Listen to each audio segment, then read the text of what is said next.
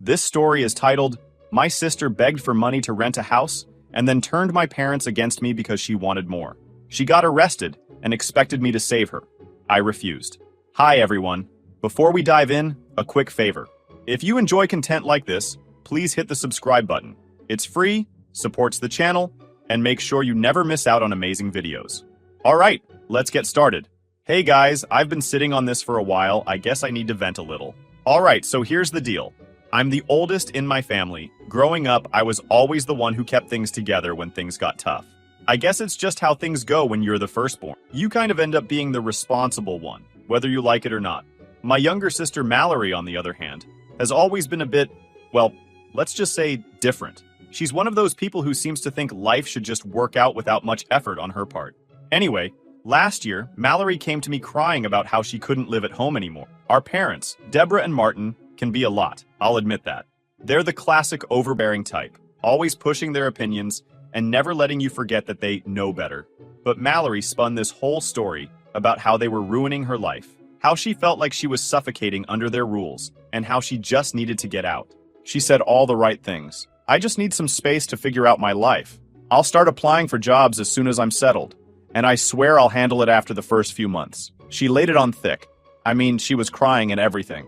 So, of course, I felt bad for her. I figured, all right, maybe this is the push she needs to get her life together. So I went all in to help her. I found her a little apartment, not fancy, but decent enough, and covered the first month's rent and the deposit. On top of that, I helped her furnish the place. Nothing extravagant, just some basic stuff so she wouldn't be sitting in an empty room. I made it really clear, though, that this wasn't a long-term thing. I told her, Mallory, I'll help you for a few months, but after that, you're on your own. You've got to step up. At first, she seemed super grateful. She kept saying stuff like, you're the best brother ever, and I can't believe you're doing this for me. I'm not gonna lie. It felt good to help her. Like, maybe I was doing something that would actually make a difference in her life. But that feeling didn't last long. For the first couple of months, I kept checking in on her to see how things were going. Every time I asked about her job search, though, she'd have some excuse. Oh, the market is really bad right now. Or, I've been feeling so stressed, I just need a bit more time. Meanwhile, she wasn't even trying. She'd just hang out at home or go out with friends, acting like she had all the time in the world. I kept paying her rent because she always had a reason why she couldn't do it yet. At first, I figured, okay, maybe she just needs a little more time to get on her feet. But by the third month, I was starting to feel like I was being taken advantage of. Then, in the fourth month, I got hit with a pretty big expense. My car decided to break down, and the repair bill was no joke. It wiped out a good chunk of my savings, and I told Mallory straight up, I can't cover your rent this month. You're going to have to figure it out. You'd think I told her the world was ending. She went from grateful little sister to full-on drama queen in about 5 seconds. She threw a tantrum and accused me of abandoning her and said I was being selfish. Selfish. After everything I'd done for her. I tried to explain that I wasn't abandoning her, that I just couldn't afford it that month, but she wasn't hearing it. She stormed off, slamming the door, and I didn't hear from her for days. I thought maybe this would be the wake-up call she needed. You know, like, okay, now she's going to realize she has to step up and take some responsibility. But no, of course not. Mallory ghosted me for almost 2 weeks after that. I figured she was either mad at me or finally getting her act together. I tried to give her some space because, honestly, I didn't want to deal with her drama. But then my mom called, and everything started to make sense. Or not, depending on how you look at it. My mom didn't call to check on me or ask how I was doing. No, she called to yell at me. Why are you being so cruel to Mallory? She said. I was completely caught off guard. Like what? Cruel? What was she talking about? Apparently, Mallory had gone to my parents and spun some wild story about how I forced her to move out and then left her to sink. She told them I had promised to take care of everything and then just bailed on her without warning. She even said I'd been mean to her and didn't care about her struggles. My mom was livid. She's your sister, and she's struggling, she said. How can you just abandon her like that? My dad called me later that night, basically repeating the same stuff. They both acted like I was the villain, like I'd done something horrible to Mallory. That's when it hit me. Mallory wasn't just being irresponsible. She was straight up lying to our parents to make herself look like the victim. And the worst part? They believed her. I tried explaining my side of the story. I told them how she'd begged me for help, how I'd been paying her rent for months, and how I couldn't keep doing it because of my own financial situation. But they weren't having it. She's barely scraping by, my mom said. She's overwhelmed and just needs more time. How could you just leave her like that? It didn't matter what I said. They had already made up their minds. To them, Mallory was the struggling little sister, and I was the heartless older brother who abandoned her. Meanwhile, I found out through a mutual friend that Mallory was still hanging out with her friends, going out, and doing pretty much everything except looking for a job. She wasn't overwhelmed. She just didn't care. When I confronted her about it, she didn't even try to deny it. She just shrugged and said, "Well, maybe if you hadn't stopped helping me, I wouldn't have had to go to them." She had this smug look on her face, like she was proud of herself for getting our parents on her side. That's when I realized this wasn't going to end anytime soon. Mallory wasn't just irresponsible, she was manipulative. And now she had my parents wrapped around her finger. And honestly, I didn't know what to do about it. I mean, how do you argue with people who've already made up their minds? It didn't matter what I said, what I showed them, or how much effort I'd already put in. To them, Mallory was the innocent victim, and I was the bad guy who left her to fend for herself. It wasn't just frustrating, it was exhausting.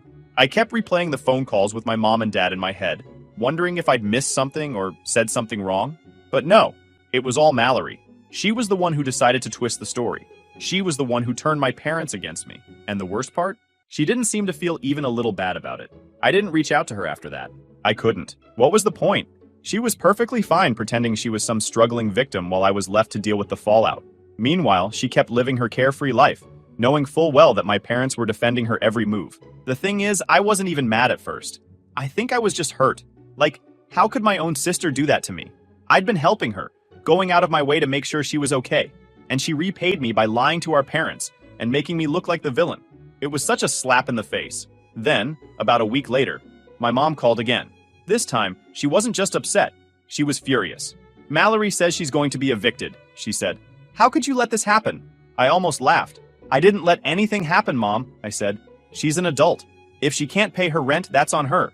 She told me you promised to help her until she got a job," Mom snapped. "She said you just abandoned her when she needed you the most." I couldn't believe what I was hearing. "Mom," I said, trying to stay calm. "I helped her for months. I paid her rent. I bought her furniture. I gave her everything she needed to get started. She hasn't even tried to get a job. She's been partying and hanging out with her friends instead of taking responsibility." But my mom wasn't having it. "She's stressed," she said. "You don't understand how hard it is for her right now." That was the moment I realized there was no reasoning with her. No matter what I said, no matter how much proof I had, she wasn't going to believe me. Mallory had gotten to her first, and that was all that mattered. It didn't stop there, though. A few days later, my dad called me. "Your mother's really upset," he said. "You need to fix this." "Fix what?" I asked. "I've already done more than enough for Mallory. She needs to take responsibility for herself." "You're her brother," he said, like that was supposed to explain everything. "If she needs more time, why can't you just help her out a little longer?" "Because I'm not her bank account," I snapped. "She's 25 years old, Dad. She's not a kid anymore. She needs to grow up." He didn't say much after that, just muttered something about how disappointed he was. By the time the call ended, I was so frustrated I could barely think straight. At that point, I started avoiding their calls. I didn't want to deal with it anymore. Every conversation just turned into the same argument, and I was tired of defending myself. I figured if they wanted to believe Mallory's lies, that was on them. I wasn't going to keep fighting a losing battle. But then a mutual friend reached out to me with something that completely changed the game. "Hey, I thought you should know," they said. "Mallory's been telling people that you've been supporting her this whole time." I was confused. "What do you mean?" I asked. "She's been bragging about how you're still paying her rent," they said. "She's even joked about how she doesn't need a job because her brother has it covered." I was furious. Not only had she lied to my parents, but now she was lying to everyone else too. And she was doing it so casually, like it was no big deal. That's when I decided I needed to confront her. I called her up and said, "Mallory, we need to talk." She didn't sound nervous or guilty. If anything, she sounded annoyed. "What now?" she said. "I know what you've been saying," I told her. "I know you've been lying to Mom and Dad. And I know you've been bragging to your friends about how I'm still paying your bills. What the hell is wrong with you?" She didn't even try to deny it. "So what?" she said. "If you just kept helping me, none of this would have happened. I had to survive somehow." "Survive?" I said, completely stunned. "You've been partying and hanging out with your friends while I've been breaking my back trying to help you? And now you're lying to everyone about it? Are you kidding me?" She just laughed. "You're so dramatic," she said. "It's not that serious." That was the moment I realized Mallory wasn't just irresponsible. She was narcissist. She didn't care about anyone but herself. She didn't care that she was ruining my reputation, or that she was putting me in an impossible position with our parents. All she cared about was making sure she didn't have to deal with the consequences of her own actions. I hung up the phone and decided I was done. Done helping her. Done trying to explain myself to my parents. Done being the one who always had to clean up her messes. I wasn't sure what would happen next, but I knew one thing for sure. I wasn't going to let Mallory drag me down with her anymore. But of course, my family wasn't about to let it go that easily. I kept ignoring calls from my mom and dad for a while, thinking they'd eventually drop it. They didn't. Every few days, I'd get another voicemail from my mom, her voice trembling with disappointment. "Why are you letting this tear our family apart?" she'd say. Or worse, "I raised you better than this." My dad wasn't as dramatic, but he had his own way of making me feel like I was the problem. His texts were short but cutting. Things like, "We need to talk," or, "I don't know what's happened to you lately." They didn't want to hear my side. They just wanted me to fix things. And by fix, they meant give Mallory whatever she wanted. Then came the invitation, or more accurately, the demand, for a family meeting. My mom called me one night, and I finally picked up because I figured ignoring them forever wasn't going to work. "We need to sit down and talk about this as a family," she said. I wanted to say no. Every part of me was screaming that this was a bad idea, that it was just going to turn into another blame game where I'd somehow end up as the bad guy. But there was this tiny part of me that thought, maybe, just maybe, this would be an opportunity for me to address the truth. I thought if I laid everything out in front of them, they'd finally understand. So I agreed. The day of the meeting, I showed up to my parents' house armed with everything I could think of to prove my side of the story. I had screenshots of rent payments, texts from Mallory thanking me for helping her, and even a few messages from mutual friends confirming she hadn't been looking for a job. If they were going to accuse me of abandoning her, I was going to make sure they saw exactly what I'd done to help her first. When I walked into the living room, the atmosphere was tense. My parents were sitting on the couch, arms crossed, looking like they'd already made up their minds about who the villain was. And then there was Mallory, sitting between them with that same smug look she always had when she thought she'd won. She didn't even say hello.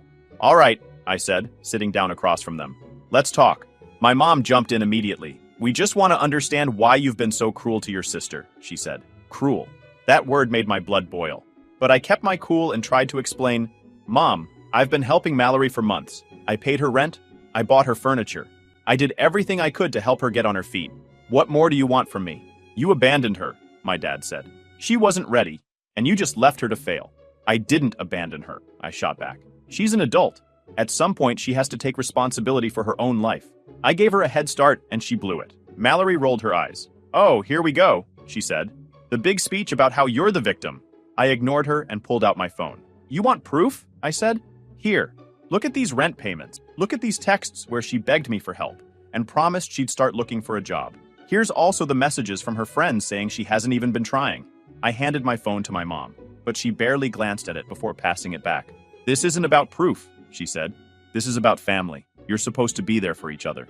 "I was there for her," I said, my voice rising despite myself. "I was there for her when no one else was. And how did she repay me?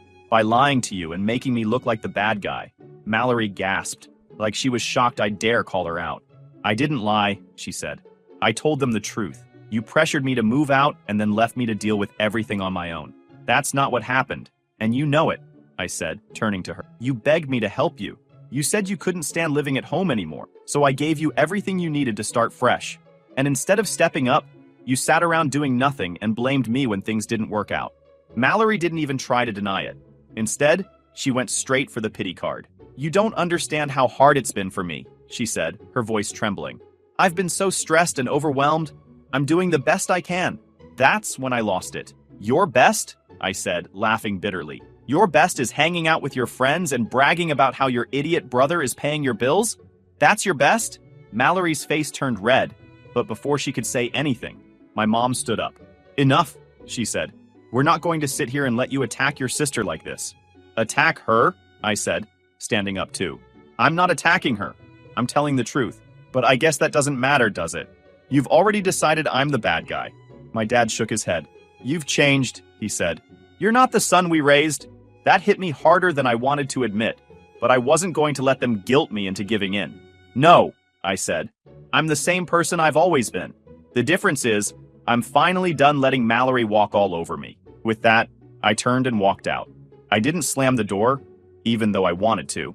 I just left. As I drove home, I kept replaying the meeting in my head, wondering if there was anything I could have said or done differently. But the truth was, it wouldn't have mattered. They didn't want to hear the truth. They just wanted someone to blame, and I was the easiest target. By the time I got home, I'd made up my mind. I wasn't going to keep trying to explain myself to people who didn't want to listen. If they wanted to believe Mallory's lies, that was their choice. But I wasn't going to let them drag me down anymore. I wasn't about to keep fighting a battle where the other side didn't care about the truth. But I knew there was no point trying to convince my parents, especially after that family meeting. They were fully on Team Mallory, no matter what proof I had. So I just stopped engaging.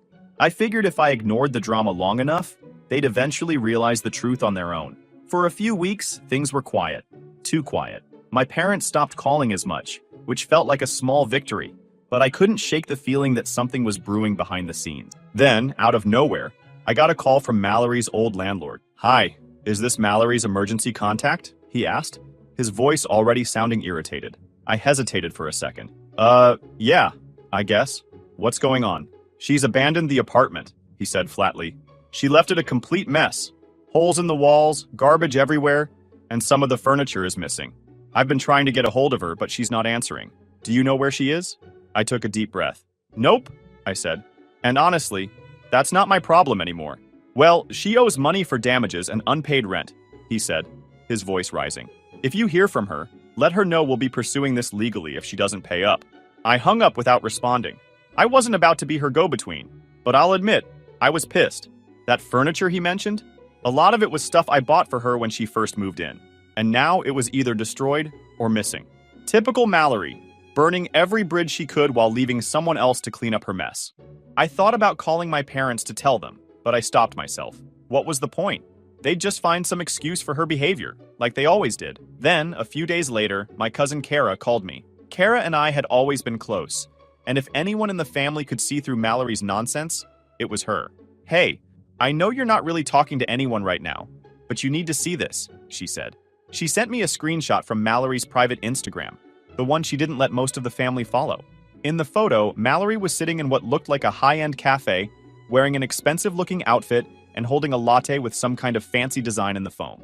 The caption read, "Treating myself because I deserve it." I stared at the photo for a solid minute, trying to wrap my head around it. This was the same person who had been crying to my parents about being broke and overwhelmed. The same person who trashed her apartment and skipped out on rent. And now she was out there treating herself? I forwarded the screenshot to my parents with a simple message. "This is the person you're defending." My mom called me almost immediately. "It's not what it looks like," she said, her voice shaky. "What isn't what it looks like?" I asked. "She's clearly not struggling. She's out there spending money and living it up while you're bending over backward to make excuses for her." "Well, maybe someone else paid for it," she said quickly. "You don't know the whole story." "I don't care who paid for it," I said, trying to keep my voice steady. "The point is, she's not overwhelmed or broke like she keeps claiming. She's just using people and you're letting her." There was a long pause before my mom spoke again. "You're being too harsh," she said quietly. "She's under so much stress. You don't understand what she's going through." I hung up before I could say something I'd regret. A week later, things got even stranger. Trent, one of Mallory's ex-boyfriends, reached out to me out of the blue. We hadn't spoken in years, but he'd apparently heard about the drama through mutual friends. "Hey man, I don't want to get involved in your family stuff, but I thought you should know something," he said. I sighed. "What is it?" "Mallory did the same thing to me when we were dating," he said. "She moved in with me, said she needed help getting on her feet, and then basically used me to pay for everything. Rent, groceries, bills, you name it. Meanwhile, she was hiding money from side gigs in a separate bank account. I wasn't shocked. If anything, it just confirmed what I already knew." "So she's done this before," I said. "Yeah," he said. "And from what I've heard, she's doing pretty well for herself right now. Better than she lets on anyway." "What do you mean?" I asked. "Well, someone told me she's been spending a lot lately. Like, way more than someone who's supposedly broke should be spending," he said. "Trips, shopping, stuff like that. I just figured you should know because she's really good at making people believe her lies." I thanked him for the heads up, but after we hung up, I couldn't stop thinking about what he'd said. If Mallory had money stashed away somewhere, it would explain a lot. Like how she seemed to always bounce back despite constantly burning bridges. But where was it coming from? A few days later, Kara called me again. this time sounding almost excited. "You're not going to believe this," she said. "What now?" I asked, already bracing myself. "She's been posting on her private Instagram again," Kara said. "But this time, it's not just one picture. It's like a whole string of them." She sent me the screenshots and my jaw practically hit the floor. There was Mallory at what looked like a luxury spa, lounging in a robe next to a pool. In another picture, she was shopping in what I recognized as an upscale boutique downtown. The captions were all variations of the same theme: treat yourself and living my best life. I couldn't believe it. Where was she getting the money for this?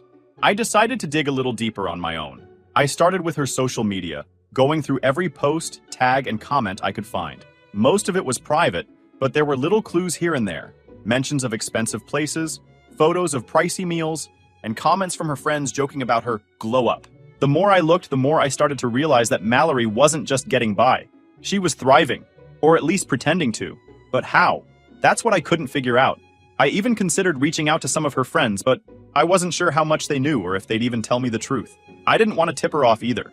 If she knew I was digging into her life, she'd probably just double down on her lies or spin some new story to make me look bad.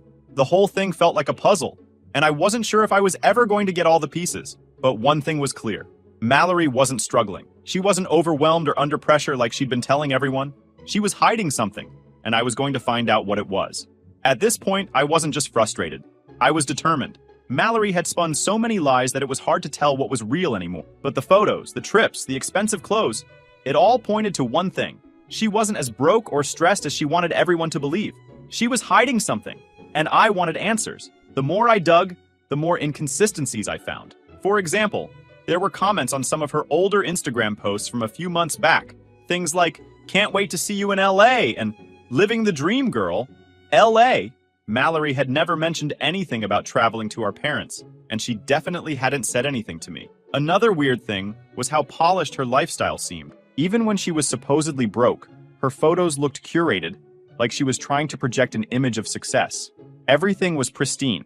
The backgrounds, the outfits, even her captions. It felt fake, like a show she was putting on for her audience. Then there were her friends. I didn't recognize most of the people commenting on her posts. They weren't the crowd she used to hang out with, the ones who were always tagging her in party photos and inside jokes. These new people were different.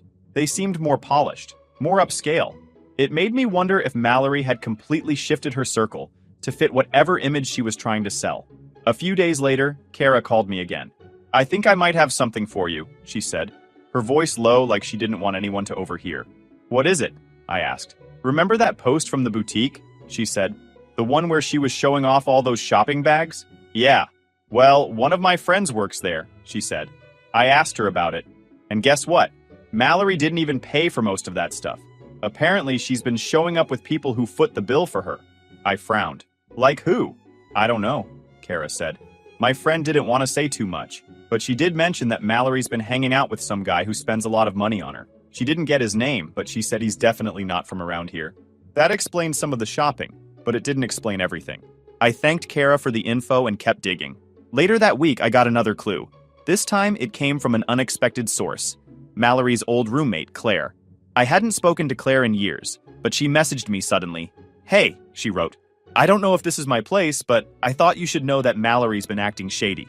I raised an eyebrow. Shady? That seemed like an understatement at this point. "What do you mean?" I asked. Claire's reply was long, but it painted a pretty clear picture.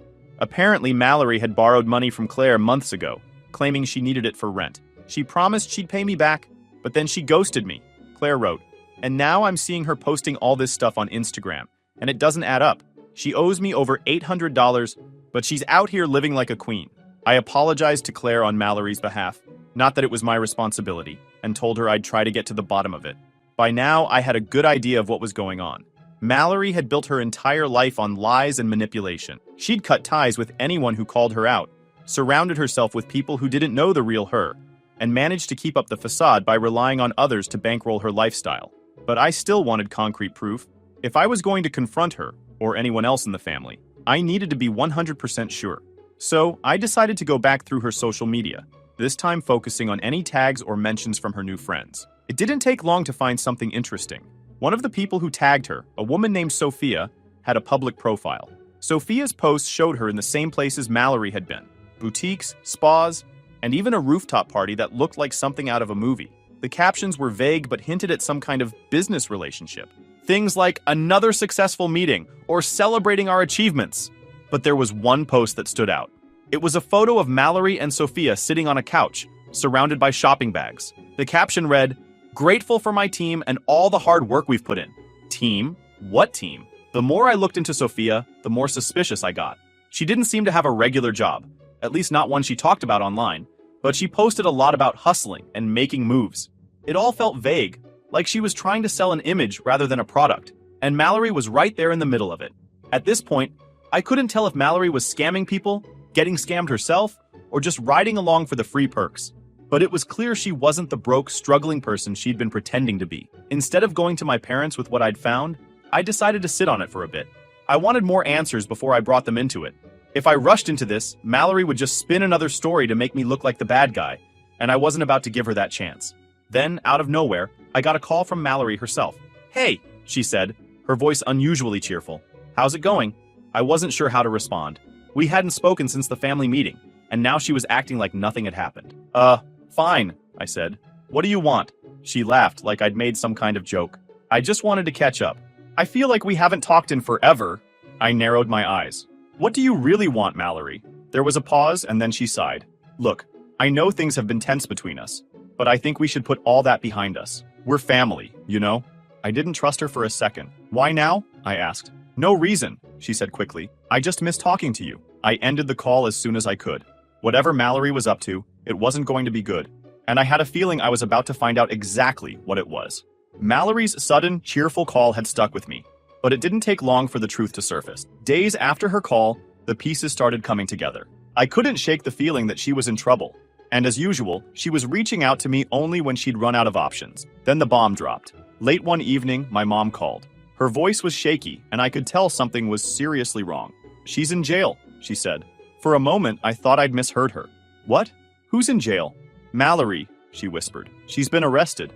"What did she do this time?" I asked, though I already knew it wasn't something minor. "She stole money," my mom said, her words trembling.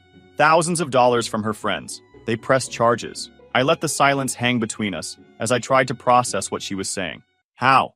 "She used their accounts," my mom explained. "She somehow convinced them to let her manage some payments and then transferred the money to herself. One of them caught on and went to the police. It all clicked. The loans she begged people for, the vague posts about making moves, and the shopping sprees she clearly couldn't afford. She hadn't just lied her way through life. She'd stolen her way to this point. "She needs us," my mom said, breaking the silence. "She wants us to bail her out." I felt a bitter laugh rise in my throat. Of course she did. Mallory never faced consequences if she could help it. "And you're going to do it, aren't you?" I asked, my tone sharp. "She's our daughter," my mom said softly. "We can't just leave her there." "Yes, you can," I said firmly. "She got herself into this mess. Let her deal with it." "But she's family," my mom pleaded, her voice breaking. "She's also a liar and a thief," I said. "If you bail her out, she'll keep doing this. Maybe not to you, but to someone else. She needs to face the consequences this time." The line was quiet for a moment, and I could hear her sniffling on the other end. "You really think we should leave her there?" "Yes," I said. "It's time she learns that actions have consequences." I don't know if they bailed her out or not. I didn't follow up, and I stopped answering their calls after that. I was done with Mallory and the chaos she brought into everyone's lives. She'd spent her whole life running from responsibility, manipulating people, and taking what wasn't hers. Now she was finally facing the music. As far as I was concerned, this was long overdue. For me, it was freeing. I wasn't angry anymore, just relieved to be out of the mess. Mallory had built her life on lies, and now it had finally caught up to her. Karma doesn't forget, and honestly, it was about time.